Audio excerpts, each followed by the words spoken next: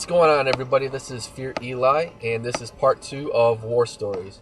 Now, before we kick this off, I want to thank Fear Dean for this free-for-all gameplay. Make sure that you go check his channel out. I linked it in the description below. Alright, so I want to talk about this sniping mission I went on. But first, I want to tell you why we went on it. Right before we got to our area of operations in Iraq, there was a Chechnyan sniper team that had came to the city, and they actually took out an army sniping team. So not only did they take them out, but they ended up stealing our sniper rifles, 2 M4s, and an M249 light machine gun. So there was 4 Chechen snipers that came into the area. Now, when we showed up, we didn't hear anything from these guys for months. So we thought maybe they might have left and went to a different city or, fled back to wherever they came from, until they started getting active again. We started receiving a lot of sniper fire, and unfortunately we ended up losing a guy. He was shot in the neck, and they realized that the sniper rifle that was being used was an American sniper rifle. So we figured that it had to have been this group. Now, even more, we went out on a patrol, and one of my buddies that was actually in my squad with me, he actually even received a sniper round in the head, but he didn't die because the way the Kevlar is formed, whenever a round or projectile goes in, it's supposed to spindle around and come out the other end, almost like a loop around your head.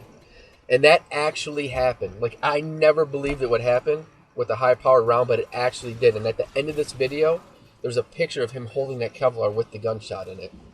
Anyways, back to the topic. So pretty much everybody was getting fed up with these guys. So they decided to pull in 16 U.S. Marine Corps sniper teams. So they got 16 teams together, and they were going to set up in different areas around the city so that we could cover every avenue. And then once we did that, we were going to start sending patrols down these roads that we called IED lane because they were bigger roads, to kind of lure these snipers out and hopefully to try to take a shot at some of these Marines.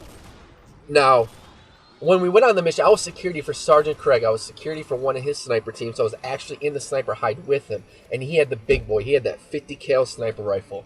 So here we are sitting in the hide. They're sending patrols back and forth. And lo and behold, these guys start sniping at the Marines on patrol. Once that starts happening, everybody's up on the radio trying to figure out where it's coming from. And we actually pinpointed where it was coming from. So Sergeant Craig, he got on the 50 cal. He figured out where they were at from our location, and he actually took the first shot at them. Now, once this happened, everything started breaking, going crazy. So I want you guys to think about that, and in the next commentary that I do, I'm going to keep these short like this. In the next commentary, I'm going to let you know if we took them out or we didn't take them out and what happened after that. So I hope you enjoyed this story. And remember, at the end of this commentary is a picture of my buddy. His name is Roger King. He was actually in my squad, in my platoon. And this is the round. This is where he got shot in the head when this picture comes up.